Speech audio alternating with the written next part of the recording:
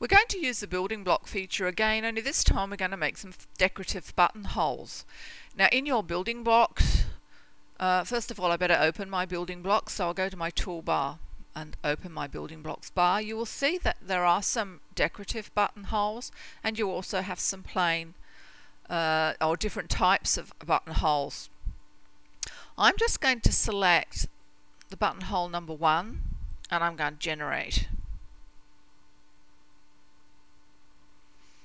Okay, I've added my buttonhole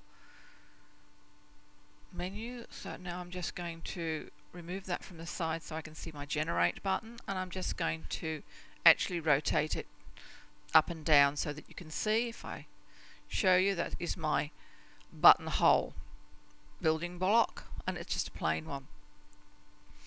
Now I'm going to have a look in my A1 building blocks and just to see if I have a little flower. Yes, I do. I'm going to drag that into my window, and I can actually place that on top of my building block. Control C and Control V and flip it and drag this one down. Okay, it's not how I want it, so move it back again. Unflip it, I should say. And group them together. I can select the pink colour on that second flower, and I'm up the top here, and just move that up the line. And now I've got my colours as well in the order that I want them, so I'm just going to hold down my control key, select all of them and generate. Now you see I have a fancy buttonhole, or a decorative buttonhole, and that was very quick to do. I'm just going to unmerge them again, and I'm actually going to move that one up just a fraction more. I didn't quite line it up how I wanted it. The same with that one. Okay, select them again and merge them together, and we have a decorative buttonhole. I've actually done a couple of these. Now I did that one using the heart motifs from the building block,